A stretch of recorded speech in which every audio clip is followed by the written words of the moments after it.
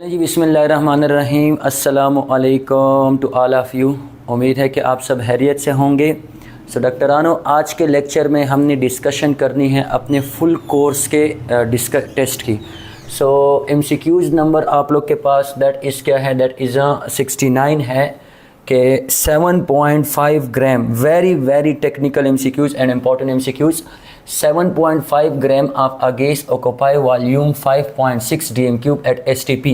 The gas is तो हम सबको ये पता है कि PV is equal to nRT, ideal gas equation. अब ये जो आइडियल गैस इक्वेशन है, इसके मुख्तलिफ टाइप की एप्लीकेशन है। Value of R at STP in SI system, density of a gas, concentration of a gas, ये molar mass of a gas. और एक जो हमारी बुक में डिस्कस नहीं किया गया है, मोलर मास से ही मतलब यही है कि जब किसी गैस का मोलर मास पता चल जाएगा तो उस गैस की आइडेंटिफिकेशन भी आप लोग के पास हो जाएगी। आइडेंटिफिकेशन ऑफ अ गैस, तो PV is equal to nRT। इससे हम क्या कर सकते हैं, आइडेंटिफिकेशन ऑफ अ गैस। तो एक गैस है जिसका 7.5 ग्राम वॉल्यूम ऑक्यूपाई कर रहा है 5.6 at STP। The gas is, अच्छा हमें बैलेंस हमें क्वेश्चन से क्या पता चल रहा है कि 5.6 dm cube of a gas X occupy कर रहा है वॉल्यूम, दैट इज इसका मास है कितना, 7.5 ग्राम है। अगर हम बात करें, ये तो गिवन है हमें, अगर हम बात करें कि STP पे 22.4 यानी 5.6 dm क्यूब का मास इतना है, तो 22.4 dm क्यूब का मास कितना होगा, X हो जाएगा। चूंकि ना तो हमें गैस पता है और ना उसका मास हम फाइंड कर रहे हैं, तो आप प्लीज़ इसको क्रॉस मल्टीप्लिकेशन कर लें। सो बाय क्रॉस मल्टीप्लिकेशन 5.6 इसको इसके साथ मल्टीप्लाई कर लें और इसको इसके साथ मल्टीप्लाई कर लें। 5.6x that is equal to 7.5 multiply by 22.4। तो x जब मैं फाइंड करूंगा, so this will be equal to 7.5 multiply by 22.4 divided by आप लोग के पास 5.6 आ जाएगा। 7.5 को जब आप लोग मल्टीप्लाई करेंगे 22.4, तो इससे ऑलमोस्ट आप लोग के पास 168 आता है। 168 को जब आप 5.6 पे डिवाइड करेंगे तो 168 डिवाइडेड बाई 5.6, इससे आप लोग के पास जो रिज़ल्ट आएगा this will become equal to 30 आ जाएगा। सो अगर मैं यहाँ पे देखूँ तो कार्बन मोनोऑक्साइड का जो मास है, carbon is 12 and oxygen is 16, so that is equal to 28। अगर मैं NO के मास को देखूं, so nitrogen is 14 and oxygen is oxygen is 16, so that is equal to 30। Carbon dioxide तो आप लोग के पास 44 है और नाइट्रस ऑक्साइड ये भी। तो मतलब क्या हुआ कि आप लोग के पास जो करेक्ट ऑप्शन है ये क्या है, बीटा ऑप्शन। ये MCQs बार बार आ चुके हैं। Okay, greater the strength of intermolecular forces laser will be the. तो प्लीज़ अगर मैं डेंसिटी की बात करूं तो डेंसिटी डायरेक्टली प्रोपोर्शनल होता है m डिवाइडेड बाई v के। अगर मैं इंटरमॉलिक्यूलर फोर्सेस ज़्यादा हैं किसी भी मॉलिक्यूल में, तो मॉलिक्यूल करीब करीब होंगे। जब मॉलिक्यूल करीब करीब होंगे तो उनका वॉल्यूम ऑक्यूपाइड क्या होगा, दैट इज़ कम होगा। जब वॉल्यूम ऑक्यूपाइड कम होगा तो डेंसिटी आप लोग के पास क्या होगी, दैट इज़ ज़्यादा होगी। ओके, एक पॉइंट ये हो गया। बॉइलिंग पॉइंट का इंटरमॉलिक्यूलर फोर्स का आप लोग के पास क्या है, दैट इज़ इंटरमॉलिक्यूलर फोर्स का आप लोग के पास क्या है, दैट इज़ डायरेक्ट रिलेशन है बॉइलिंग पॉइंट के साथ। अगर तो डॉक्टरानो बॉइलिंग पॉइंट ज़्यादा है, सो आप लोग के पास इट मीन्स कि इंटरमॉलिक्यूलर फोर्सेस क्या है, ज़्यादा, दैट्स वाई बॉइलिंग पॉइंट ज़्यादा है। आप लोगों से ये पूछा गया है कि all of the greater the strength of intermolecular force lesser will be the, greater नहीं lesser will be the vapour pressure. देखिए, जितना इंटरमॉलिक्यूलर फोर्सेस आप लोग के पास ज़्यादा होंगी उतना लिक्विड को वेपर में कन्वर्ट करना क्या होगा, मुश्किल होगा। जितना लिक्विड को वेपर में कन्वर्ट करना मुश्किल होगा उतना वेपर्स कम बनेंगे, उतना वेपर प्रेशर क्या होगा, कम होगा। So Charlie option is a correct. All of the following, all of the collision between particle of a gas are elastic in nature. अगर आप लोग के पास गैसेस के दरमियान कोलिजन इलास्टिक है, तो एक पॉइंट जिन गैसेस के दरमियान कोलिजन इलास्टिक होती है, इनको हम नाम देते हैं किस चीज़ का, आइडियल गैस का। So please remember this point, the collision between gases is elastic, it means the gas are ideal gases. अगर इन इलास्टिक है तो मीन्स नॉन आइडियल गैसेस। आप लोगों से पूछा गया कि इस इलास्टिक कोलिजन का मतलब क्या होता है। सो प्लीज़ इस पॉइंट को याद रखें कि इलास्टिक कोलिजन आप लोग फिजिक्स वगैरह में पढ़ते हैं कि दैट इज़ अगर momentum before collision and after collision same है तो इसको हम किस चीज़ का नाम देंगे, that is called elastic collision का। अब मोमेंटम जो है वो डिपेंड करता है काइनेटिक एनर्जी पे, वेलोसिटीज़ पे डिपेंड करता है। सो काइनेटिक एनर्जी आप लोग के पास अगर momentum before and after collision same है तो इट मीन्स कि आप लोग के पास no change in kinetic energy, kinetic energy में कोई भी चेंज आप लोग के पास नहीं आएगा। Okay, next point important MCQs है। Correct acidic strength order of chloro substituted acid. तो प्लीज़ इस पॉइंट को याद रखना है कि एसिडिटी जो होती है ना ये डायरेक्टली प्रोपोर्शनल होती है इलेक्ट्रॉन डोनेटिंग ग्रुप के साथ। इलेक्ट्रॉन डोनेटिंग ग्रुप, जितने इलेक्ट्रॉन डोनेटिंग ग्रुप ज़्यादा होंगे डॉक्टरानों उतना एसिडिटी आप लोग के पास क्या होगी, ज़्यादा। जितना इलेक्ट्रॉन डोनेटिंग ग्रुप ज़्यादा उतना एसिडिटी आप लोग के पास क्या होगी, दैट इज़ ज़्यादा होगी। जितना इलेक्ट्रॉन डोनेटिंग ग्रुप कम उतना एसिडिटी आप लोग के पास क्या होगी, दैट इज़ कम होगी। देखिए acidity depend upon nature of substituent. अगर आप लोग के पास इलेक्ट्रॉन विड्रॉइंग अगर इलेक्ट्रॉन विड्रॉइंग सब्स्टिट्यूएंट है, अगर इलेक्ट्रॉन विड्रॉइंग सब्स्टिट्यूएंट है तो एसिडिटी आप लोग के पास क्या होगी, दैट इज ज़्यादा। अगर इलेक्ट्रॉन आप लोग के पास एसिडिटी कम होगी, acidity is inversely proportional to what, electron donating substituent, electron donating group. इसी तरह ये पोजीशन पे भी डिपेंड करती है। अगर किसी कंपाउंड में number of electron withdrawing group same है, number of electron withdrawing group same है तो आप लोगों ने इलेक्ट्रॉन विड्रॉइंग ग्रुप की किसको देखना है, दैट इज पोजीशन को देखना है। सो प्लीज इस पॉइंट को याद रखें कि इलेक्ट्रॉन विड्रॉइंग ग्रुप के साथ पोजीशन का क्या होगा, दैट इज डायरेक्ट रिलेशन। जितना इलेक्ट्रॉन विड्रॉइंग ग्रुप हाइड्रोजन के करीब होगा उतना एसिडिटी क्या होगी, ज्यादा होगी। तो यहाँ पे अगर हम चार्ली ऑप्शन को देखें सो दैट इज ट्राईक्लोरो, यहाँ पे डाईक्लोरो, मोनोक्लोरो और वहाँ पे तो है नहीं, that is trichloro acetic acid, dichloro acetic acid, monochloro acetic acid and that is acetic acid. तो chlorine is electron withdrawing group, greater the number of electron withdrawing group greater will be the what, acidity, and lesser the number of electron withdrawing group lesser will be the acidity। तो please Charlie option आप लोग के पास क्या है, that is correct है। Okay, next MCQs आप लोग के पास, identify the element which shows maximum oxidation state. तो ट्रांजिशन एलिमेंट में मैक्सिमम ऑक्सीडेशन स्टेट जो है वो शो करता है मैंगनीज। ट्रांजिशन एलिमेंट का कौन सा एलिमेंट है जो वेरिएबल ऑक्सीडेशन स्टेट नहीं शो करता, and that is zinc. Zinc जो है ये कंप्लीटली फिल्ड होता है तो ये आप लोग के पास वेरिएबल ऑक्सीडेशन स्टेट शो नहीं करता, बाकी सारे वेरिएबल ऑक्सीडेशन स्टेट शो करते हैं। अब मैं यहाँ पे कुछ ऑक्सीडेशन स्टेट लिखने लगा हूँ, +3 +4 +5 +3 +2 +3 +3 +2 +2 +2। इनको याद करने का तरीका क्या है, 3 4 5 3 2 3 3 2 2 2, 3 4 5 3 2 3 3 2 2 2। अगर मैं बात करूं ये मैंने क्यों लिखे, these are the stable oxidation state, stable oxidation state.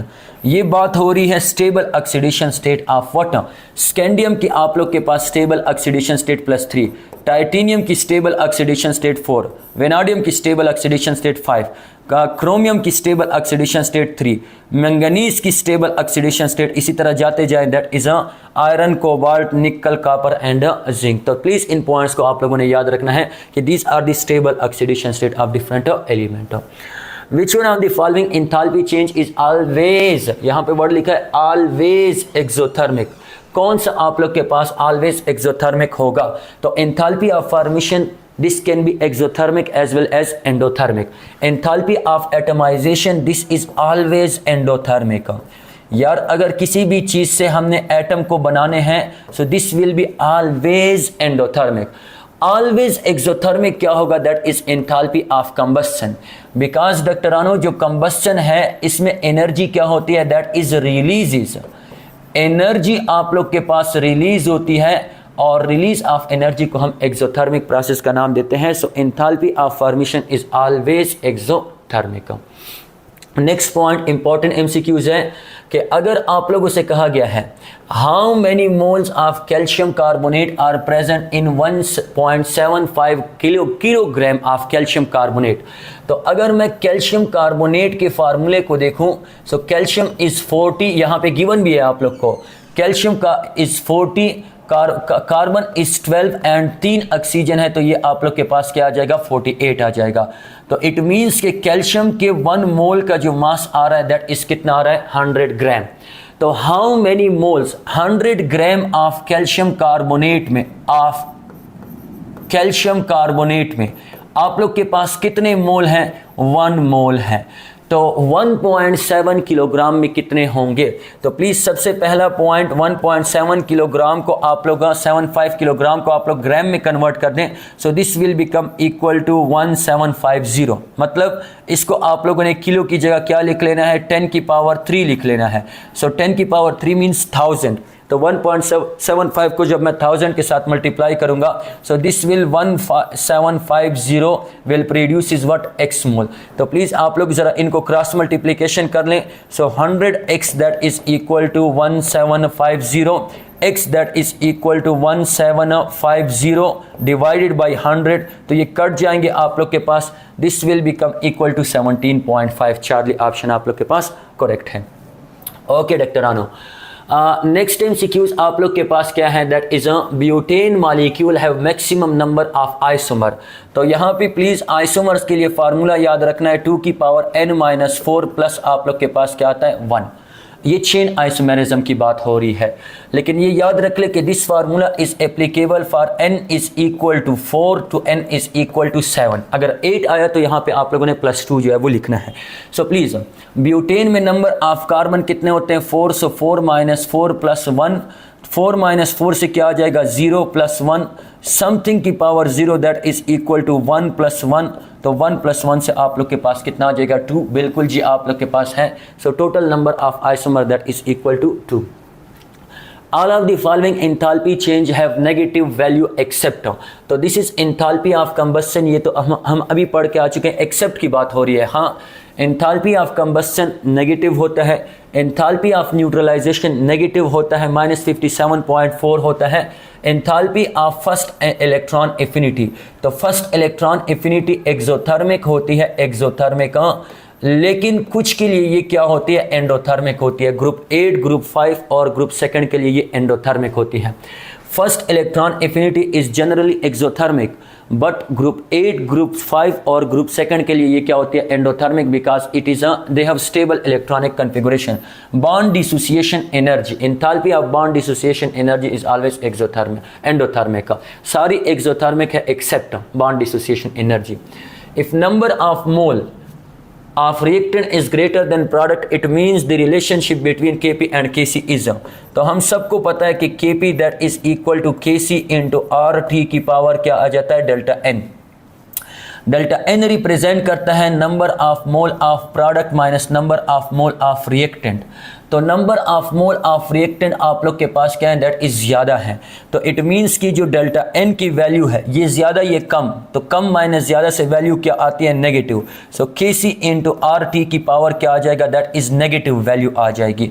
It means negative को मैं डिवाइड भी कर सकता हूँ, यानी इसको मैं डायरेक्टली ऐसे भी लिख सकता हूँ कि Kc divided by RT। RT जो भी वैल्यू है वो आप लोगों ने नेगेटिव से पॉजिटिव कर ली। इट मीन्स कि हमने Kc को डिवाइड करना एक खास वैल्यू पे, तब जाके ये बराबर होगा Kp के। तो इट मीन्स कि Kp is less than what Kc। अगर डेल्टा n 0 है तो दोनों बराबर होंगे।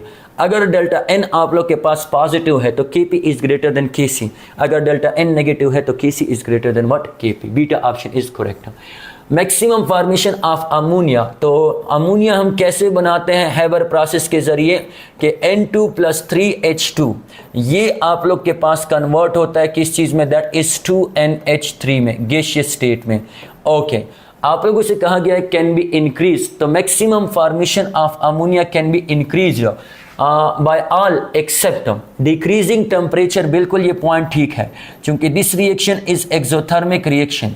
तो एक्सोथर्मिक के लिए जो Kc है ये इनवर्सली प्रोपोर्शनल होता है टेम्परेचर के। मीन्स अगर हम एक्सोथर्मिक रिएक्शन के टेम्परेचर को डिक्रीज करेंगे तो रिएक्शन फॉरवर्ड में जाएगा, मैक्सिमम फॉर्मेशन ऑफ प्रोडक्ट होगी। अगर एक्सोथर्मिक रिएक्शन है और टेम्परेचर को हम इंक्रीज करेंगे तो रिएक्शन क्या आएगा बैकवर्ड। तो अल्फा ऑप्शन तो करेक्ट है।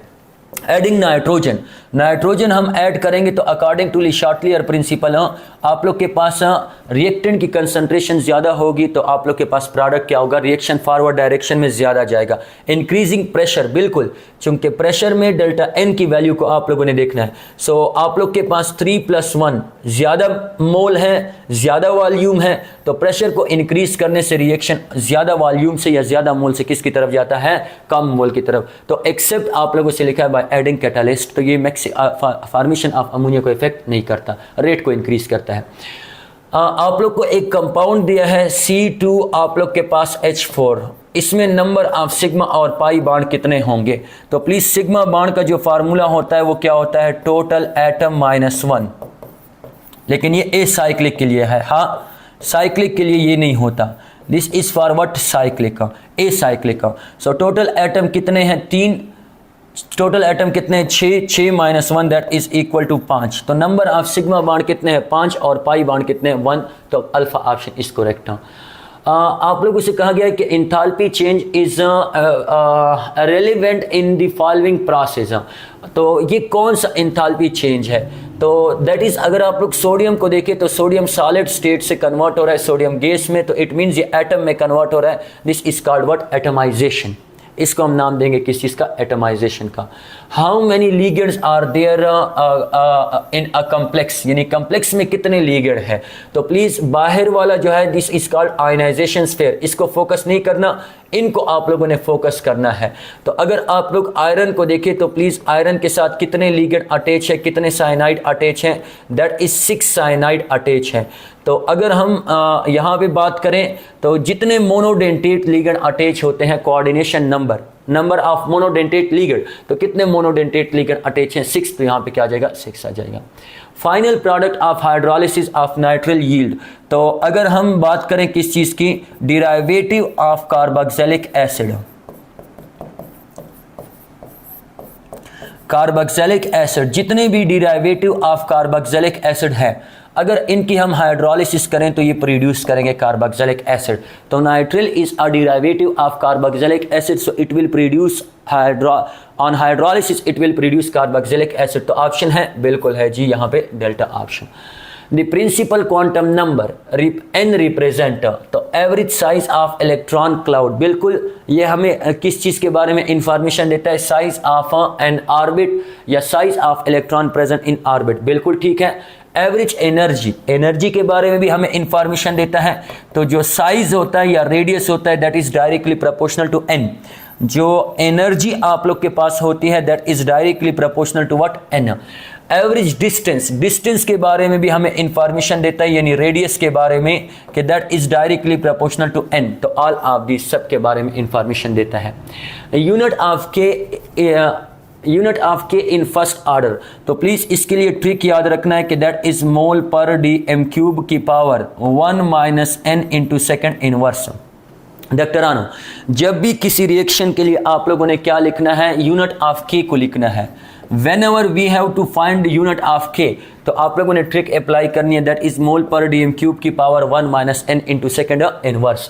Now this n represent order of reaction, ये n रिप्रेजेंट करता है ऑर्डर ऑफ रिएक्शन को, ऑर्डर ऑफ रिएक्शन n जो है ये रिप्रेजेंट करेगा ऑर्डर ऑफ रिएक्शन। आप लोगों से क्या पूछा गया है, फर्स्ट ऑर्डर, सो प्लीज आप लोग यहाँ पे n की जगह क्या पुट कर लें, मोल पर dm³ into 1 - 1 into second inverse. 1 क्यों पुट किया, क्योंकि फर्स्ट ऑर्डर है, तो यहाँ पे आप लोग के पास क्या आ जाएगा, दैट इज मोल पर dm³ इंटू यहाँ पे आप लोग के पास 0 into second inverse, and something की पावर 0, किसी भी चीज़ की पावर जब 0 होती है so that is equal to 1, तो 1 multiply by second inverse is equal to second inverse. I will suggest कि ये करने की ज़रूरत भी नहीं है, आप लोग इनको क्या कर लें, रटलाइज कर लें कि मोल पर dm³ सेकेंड इनवर्स 0 ऑर्डर के लिए है, second inverse is for first order, that is what, second order के लिए यहाँ पे 2 पुट कर लें, तो mole inverse dm³ into second inverse, ये इनको रटलाइज कर लें। The standard reduction potential of Ag, silver, copper, cobalt and zinc are given है आप लोग को 0.799, 0.337, -0.227, -0.7 respectively. Which one is best reducing agent? तो reducing agent वो होता है जो खुद को क्या करता है, ऑक्सीडाइज itself, जो अपने आप को क्या करता है, ऑक्सीडाइज itself. ऑक्सीडाइज का मतलब क्या, जो आप लोग के पास क्या करता है, लॉस इलेक्ट्रॉन. तो कौन इलेक्ट्रॉन लॉस करेगा जिसकी रिडक्शन पोटेंशियल क्या होगी, कम होगी. रिडक्शन पोटेंशियल मींस इलेक्ट्रॉन को गेन करने की एबिलिटी. अगर रिडक्शन पोटेंशियल कम है तो इट मींस ऑक्सीडेशन पोटेंशियल ज़्यादा होगी. तो this will act as a good reducing agent. तो नेगेटिव है सबसे ज़्यादा किसकी, तो दैट इज जिंक की. रिस्पेक्टिवली का वर्ड ये कि गोल्ड के लिए, कि सिल्वर के लिए कितनी है, दैट इज 0.79, कॉपर के लिए 0.33, कोबाल्ट के लिए -0. जिसकी reduction potential come, it means इससे इलेक्ट्रॉन निकालना क्या होगा, आसान, उसकी ऑक्सीडेशन इजीली होगी. जिसकी ऑक्सीडेशन इजीली होगी उसको हम किस चीज़ का नाम देंगे, that is called reducing agent का. The mechanism of a reaction is shown by carbonyl compound. तो मोस्टली जो कार्बोनाइल कंपाउंड होते हैं, एल्डिहाइड, कीटोन एटसेट्रा, ये आप लोग के पास क्या शो करते हैं, they show nucleophilic addition reaction. क्योंकि यहाँ पे ये जो कार्बन होता है, this are partial positive and this is partial negative. Carboxylic acid nucleophilic substitution show करता है. लेकिन अगर हम जनरली कहें तो कार्बोनाइल कंपाउंड शोज, तो यहाँ पे न्यूक्लियोफाइल आ जाता है. न्यूक्लियोफाइल इस कार्बन पे अटैक कर लेता है, ये डबल बॉन्ड आप लोग के पास वहाँ पे शिफ्ट हो जाता है. तो डबल बॉन्ड कन्वर्ट होता है सिंगल बॉन्ड में, जिससे आप लोग के पास अल्का ऑक्साइड आयन बनता है. सो दैट्स वाई हम क्या कहते हैं कि आल तो नहीं, मोस्टली जो है कार्बोनाइल कंपाउंड क्या शो करते हैं, they show addition, nucleophilic addition reaction. Titanium की इलेक्ट्रॉनिक कॉन्फ़िगरेशन क्या है, तो स्कैंडियम का एटॉमिक नंबर होता है 21. स्कैंडियम के बाद क्या आता है, टाइटेनियम 22. सो इसकी इलेक्ट्रॉनिक कॉन्फ़िगरेशन आर्गान, यानी यहाँ पे 18 इलेक्ट्रॉन हो गए हैं. तो आर्गान यहाँ पे 3d2 और 4s2 22 हो गए हैं.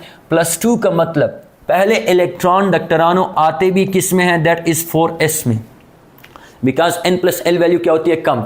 और पहले इलेक्ट्रॉन निकलती भी किससे हैं, दैट इज 4s से, बिकॉज रेडियस वाइज इसको हम क्या करते हैं, अरेंज करते हैं. तो यहाँ पे आप लोग प्लीज इस पॉइंट को याद रखें कि पहला इलेक्ट्रॉन आता भी किस में है, दैट इज 4s में, और पहला इलेक्ट्रॉन निकलता भी किससे, दैट इज 4s से. तो टाइटेनियम +2 की अगर हम बात करें, टाइटेनियम +2, तो दिस विल बिकम s से इलेक्ट्रॉन निकल जाएंगे. तो आर्गान 3d आप लोग के पास 2 और 4s क्या आ जाएगा, नॉट. तो 4s not and 3d2, Charlie option आप लोग के पास क्या है, correct. Which one of the following reagent is used to convert 2-butene into trans-2-butene? तो आप लोग के पास 2-butene है. तो अगर मैं यहाँ पे देखूँ तो CH3, यहाँ पे डबल बॉन्ड आप लोग के पास, दैट इज CH, यहाँ पे क्या है, CH3, 2-butene है. तो अगर मैंने इसको ट्रांस में कन्वर्ट करना है, अगर सिस में कन्वर्ट करना है, for cis formation we have to use Lindlar catalyst. Cis के लिए हमने यूज करना होता है Lindlar catalyst. And what is Lindlar catalyst, that is poison palladium into barium sulphate plus phenoline. Phenoline is heterocyclic organic compound. ये heterocyclic organic compound dicyclic भी होता है और हेट्रोसाइक्लिक भी होता है. तो सिस के लिए हमने क्या यूज करना है, सिस अल्कीन के लिए, इनटू सिस अल्कीन के लिए हमने क्या यूज करना है, दैट इज यूज करना है किस चीज को, दैट इज लैंडोलार कैटलिस्ट. लेकिन अगर हमने ट्रांस को ऑब्टेन करना है तो इसके लिए हमने क्या यूज करना होगा, दैट इज सोडियम इनटू आप लोग के पास यहाँ पे दैट इज क्या है, which one of the following reagent is use to convert, that is ये 2-ब्यूटीन होगा. हाँ, ट्रांस 2-ब्यूटीन होगा. तो पार्शियल दैट इज व्हाट, अगर हम ब्यूटाइन को ले लें तो यहाँ पे ट्रिपल बॉन्ड है, आई एम रियली सॉरी, यहाँ पे ट्रिपल बॉन्ड है. तो अगर हमने सिस को बनाना है तो इसके लिए हम यूज़ करेंगे लैंडोलार कैटलिस्ट, और अगर ट्रांस को बनाना है तो इसके लिए हम क्या यूज़ करेंगे, सोडियम इनटू एक्वस या लिक्विड NH3 जो है वो यूज़ करेंगे. Okay, Which one of the following properties does not increase from top to bottom in group first element? In group first A, alkali metal में. तो reducing power means अपने आप को क्या करना, ऑक्सीडाइज करना. अब अगर हम देखें ना तो टॉप टू बॉटम जो इलेक्ट्रोनेगेटिविटी है वो आप लोग के पास डिक्रीज होती है, जो आयनाइजेशन एनर्जी है वो आप लोग के पास डिक्रीज होती है। तो इलेक्ट्रॉन की जो रिमूवल है वो आप लोग के पास क्या होगी, दैट इज़ आसान होगी। Removal of electron will be easily, जिससे इलेक्ट्रॉन को निकालना क्या होगा, आसान, that is called strong reducing agent. उसकी ऑक्सीडेशन क्या होगी, दैट इज इजी होगी। तो top to bottom reducing power increases, atomic radii increases, reactivity increases. देखें ये मेटल है तो मेटल की रिएक्टिविटी डिपेंड करती है आयनाइजेशन एनर्जी पे। रिएक्शन में कौन हिस्सा लेते हैं, इलेक्ट्रॉन। तो जितने इलेक्ट्रॉन फ्री होंगे उतना आप लोग के पास रिएक्टिविटी क्या होगी, ज़्यादा। सो प्लीज़ इस पॉइंट को आप लोगों ने याद रखना है कि अगर हम मेटल की बात करते हैं तो reactivity of metal depend upon what, ये डिपेंड करती है आयनाइजेशन एनर्जी पे। अब top to bottom ionization energy क्या होती है, डिक्रीज होती है, तो रिएक्टिविटी क्या होगी, दैट इज इंक्रीज। तो यहाँ पे डेल्टा ऑप्शन सारी इंक्रीज हो रही हैं। Which one of the following properties does not increase, तो आयनाइजेशन एनर्जी क्या होती है, डिक्रीज नहीं होती। Ozonolysis of that is two butyne. तो एक पॉइंट याद रख लें कि अगर मैं अल्कीन की ओजोनोलाइसिस करता हूं, अगर मैं अल्कीन की ओजोनोलाइसिस करता हूं इन the presence of what, zinc and in the presence of what, water. तो अगर मैं क्या करता हूं, ओजोनोलाइसिस ऑफ अल्कीन करता हूं, तो ये प्रोड्यूस करता है aldehyde as well as ketone. Depend करता है कि स्ट्रेट चेन है, ब्रांच चेन है, साइमेट्रिकल है या अनसाइमेट्रिकल है। लेकिन अगर तो मेरे प्यारे से डॉक्टरानों, खूबसूरत से डॉक्टरानों, मैं अल्कीन की क्या करूं, अल्काइन की ओजोनोलाइसिस करूं, तो ये आप लोग के पास प्रोड्यूस करेगा कार्बोक्सिलिक एसिड को।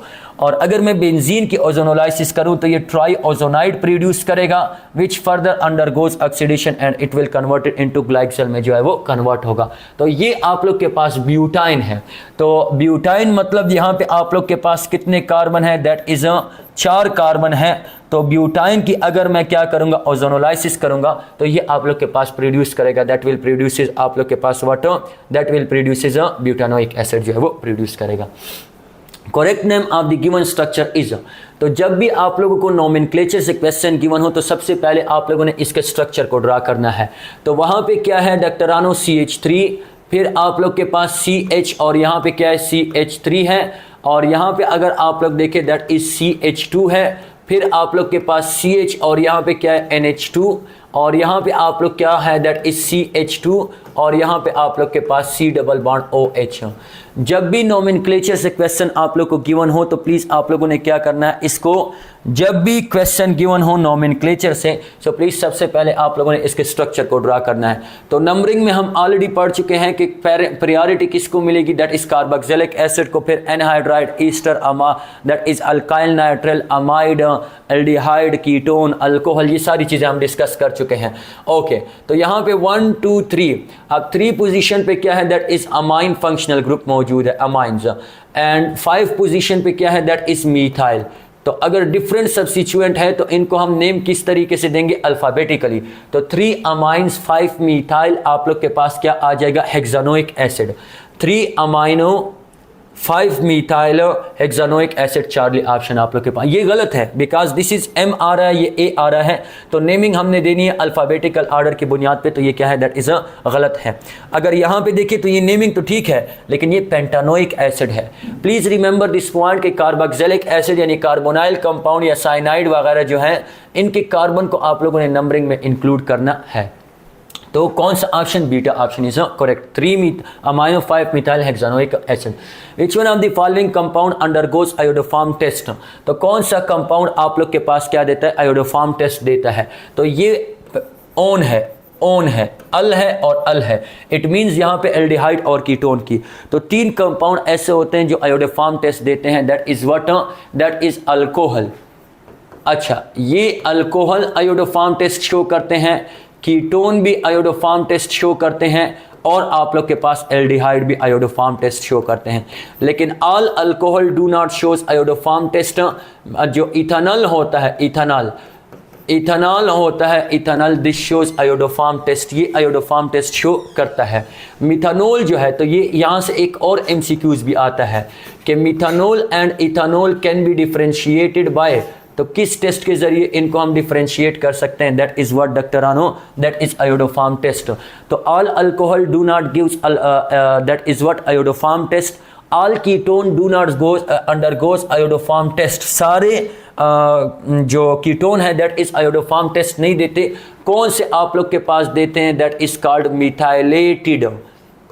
जो आप लोग के पास क्या है? मिथाइलेटेड कीटोन, यानी जिसमें कार्बोनाइल कार्बन के साथ क्या मौजूद हो? मिथाइल कार्बन जो है वो मौजूद हो। और एल्डिहाइड भी आप लोग के पास सारे एल्डिहाइड जो है वो शो नहीं करते। सो प्लीज इन पॉइंट्स को जो है वो आप लोगों ने, एसिटल्डिहाइड शो करते हैं, बाकी शो नहीं करते। अब ये आप लोग का क्वेश्चन हो गया, कंसेप्ट मैंने समझा दिया है। तो कमेंट सेक्शन में आप लोगों ने प्लीज इसको जो है वो मेंशन कर लेना है कि कौन सा शो करता है और कौन सा शो जो है वो नहीं करता। कंसेप्ट मैंने समझा दिया। Which one of the following statement is incorrect about E2 elimination? So please, अगर E2 elimination की हम बात करें, so E2 elimination is a single step। ये आप लोग के पास क्या होता है? that is single step होता है। एलिमिनेशन रिएक्शन में प्लीज आप लोगों ने ये याद रखना है कि sp3 हाइब्रिडाइजेशन कन्वर्ट होती है किस चीज में? दैट इज sp2 हाइब्रिडाइजेशन में। एलिमिनेशन रिएक्शन में आप लोग के पास टेट्राहीड्रल ज्योमेट्री कन्वर्ट होती है किस चीज में? दैट इज ट्राइगोनल प्लेनर में। ट्राइगोनल प्लेनर में कन्वर्ट होती है। sp3 हाइब्रिडाइजेशन के साथ साथ आप लोग के पास यहाँ पे क्या होता है? अगर तो टेम्परेचर हाई है, टेम्परेचर हाई है तब एलिमिनेशन रिएक्शन होगा, और अगर टेम्परेचर कम है तब सब्स्टिट्यूशन रिएक्शन होगा।